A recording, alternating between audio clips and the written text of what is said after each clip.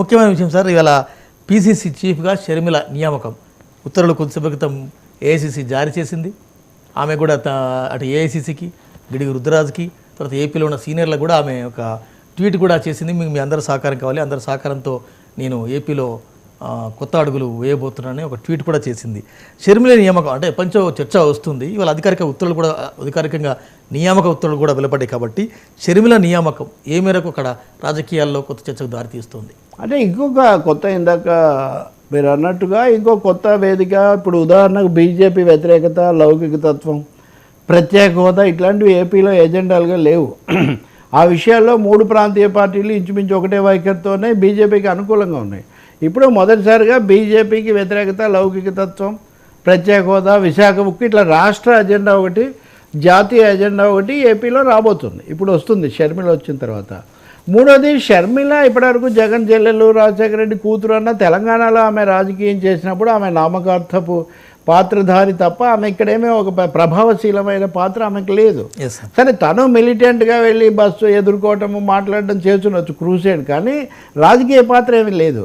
కానీ నిజమైన ఎంత రాజకీయ పాత్ర చూపగలరు అన్నది ఆంధ్రప్రదేశ్లో టెస్ట్కి వస్తుంది.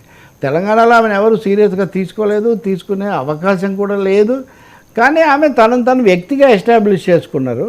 ఇప్పుడు ఆమె అక్కడ ముఖ్యమంత్రికి ఆమె సోదరి కాబట్టి, తర్వాత కాంగ్రెస్ పార్టీకి అధ్యక్షురాలుగా వెళ్తున్నారు కాబట్టి, ఇక్కడ వైఎస్ఆర్టీపీ కర్త కర్మ క్రియ అని ఆమె, ఆ పార్టీ ఏర్పాటు చేసింది ఆమె, నడిపింది ఆమె, సందేహాలైనా ఏదైనా ఆమె దగ్గరికి. కానీ అక్కడ కాంగ్రెస్లో అది కాదు. కాంగ్రెస్ కర్త కర్మ క్రియ ఢిల్లీలో రాహుల్ గాంధీ, లేకపోతే సోనియా గాంధీ, ఖర్గే వీళ్ళంతా ఉంటారు. వాళ్ళకు కొన్ని పాలసీస్ ఇవన్నీ కూడా ఉంటాయి. కాబట్టి ఇంకోటి ఏమో ఇతర నాయకులు కూడా, ఇందాక జాబితా మీరు చెప్పినట్టుగా గిడుగు రుద్రరాజా, లేకపోతే ఇంకొకరా, గిడుగు రుద్రరాజు కూడా కేవీపీ రామచంద్రరావుకి సన్నిహితుడి కింద లెక్క. అందుకనే ఆయన మీ రాకను సుగమం చేస్తూ రాజీనామా కూడా చేసి ఈ అవకాశం ఇచ్చారు. ఈ సీనియర్లతో ఆమె ఎలా ఉంటారు ఇక్కడ అంటే ఒకటే, వైఎస్ఆర్సీటీపీ అండ్ షర్మిల ఇన్ తెలంగాణ ఒక ఇండివిజువలే, బట్ ఆంధ్రప్రదేశ్లో it is a political structure. అది కూడా చాలా బలహీనమైన పార్టీ. కాబట్టి ఇవన్నీ ఎలా వస్తాయి? ఇంకోటి, జగన్కు ఆమెకు మధ్యలో ఉన్న వైరుధ్యాన్ని, కుటుంబ వైరాన్నే ప్రధానంగా చూసి చాలా షాకింగ్గా ఉంటుంది అని ఇట్లాంటివి అంచనాలు వేస్తున్నారు. కానీ రంగంలోకి వచ్చిన తర్వాత ఆమె ఏ మేరకు తన సోదరుణ్ణి ముఖాముఖి ఢీకొంటారు, ఎజెండా ఎలా తీసుకుంటారు అన్న అంశం కూడా మనము ప్రాక్టికల్గా చూడాలి. కీలకమైన విషయం సార్. ఇతర నాయకులు కూడా ఇప్పుడు హర్ష కుమార్ ఈమెనే ఎందుకు అధ్యక్షురాలు చేయాలని ఒక ప్రకటన చేశారు. ఇతర కూడా కొంతమంది ఉంటారు, కొద్దిమంది అటువంటి వాళ్ళు. ఇంకొక ముఖ్యమైన విషయం సార్, కేవీపీ రామచంద్రరావు పాత్ర షర్మిల నియామక విషయంలో చాలా కీలక పాత్ర ఉంది, కీలక అడుగులు ఉన్నాయని ఒక వాదన బలంగా ఉంది. అంటే రాజశేఖర రెడ్డి బతుకున్నప్పుడు కేవీపీ పాత్ర ఏంటో మీకు తెలుసు, నాకు తెలుసు, సమాజానికి రెండు తెలుగు రాష్ట్రాలకు తెలుసు. కానీ వైఎస్ మరణానంతరం కేవీపీ పాత్ర జీరో అయిపోయింది. అక్కడ జీరో అయింది, ఇక్కడ జీరో అయిపోయింది. కాంగ్రెస్ పార్టీలో పెద్ద చలమనే అవకాశం లేదు. కానీ వాళ్ళ కేవీపీ పాత్ర చాలా కీలకంగా మారబోతుంది. చాలామందికి స్వయంగా ఆయనే ఫోన్లు చేసి బ్యాక్ టు పెవిలియన్, మళ్ళీ వచ్చేయండి, మళ్ళీ మనం కాంగ్రెస్ను ఫామ్ చేద్దాం, వైఎస్ రూపంలో షర్మిలని మనం ముందర పెడుతున్నాం, ఈ రకమైన కాల్స్ వస్తున్నాయని ఒక సమాచారం. మనం ఎప్పుడూ ఇండివిజువల్స్ అనేవాళ్ళు వాళ్ళ రోల్ ఉంటుంది ఖచ్చితంగా, పేరు, సీనియారిటీ ఇదంతా ఉన్నవాళ్ళు. కానీ లిమిటేషన్స్ కూడా ఉంటాయి.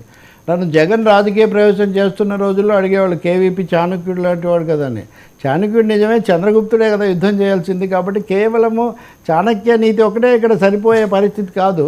ఇంకోటి, వైఎస్ జగన్ ఏ విధంగా తన మాట ప్రకారం తను వెళ్తాడో, వైఎస్ షర్మిల కూడా అంతకంటే ఏం తక్కువ కాదు అనే మాట అందరికంటే కేవీపీ గారికి బాగా తెలుసు. కాబట్టి ఒకటైతే నిజం, ఆయన ఈ పార్టీలోకి ఆమెను తీసుకొని వచ్చి కొంత అక్కడ నిలబెట్టడంలో, అంతకుముందు రుద్రరాజు దీంట్లో ఆయన పాత్ర ఉంది.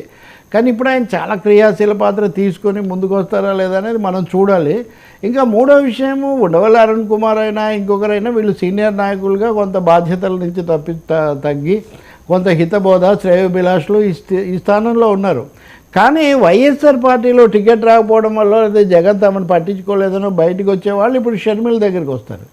సో ఇది ఒక న్యూక్లియస్గా ఏర్పడబోతుంది. అది వాళ్ళు ఎలా పనిచేస్తారు, వాళ్లకు వీళ్లకు ఏ మేర కెమిస్ట్రీ వర్కౌట్ అవుతుంది అనేది ఒకటి. మూడో ముఖ్యమైన అంశం, చిన్న పార్టీ కాంగ్రెస్, వాళ్ళకు ఓట్ల శాతం ఏమీ పెద్దగా లేదు. ఇప్పుడు షర్మిల రాగానే కాంగ్రెస్ పార్టీ ఒక మహాశక్తిగా మారిపోయేంత పరిస్థితి ఏమి ఉండదు. కొంత ప్రభావం ఉంటుంది, ఒక వేదిక ఉంటుంది. జగన్ను ఎంబరాస్ చేయగలిగిన పొలిటికల్ ఎంబరాస్మెంట్, రాజకీయంగా ఒక ఇబ్బందికరమైన పరిస్థితితో సృష్టించగలిగిన చెల్లెలు అక్కడ ఉంటుంది. ఇవి ఏ రూపం తీసుకుంటాయి జాతీయ స్థాయిలో చూస్తే కమ్యూనిస్టులు కాంగ్రెస్ ఇండియాలో కలిసి అదో ఇండియా కూటమి ఎఫెక్ట్ కూడా అక్కడ ఉంది. ఇండియా అనేది అక్కడ ఒక రూపం తీసుకునే అవకాశం ఉంది. తెలంగాణలో జరిగినప్పుడు సిపిఐతో పెట్టుకున్నారు, సిపిఎంకి అది కుదరలేదు. సిపిఐ తెలంగాణ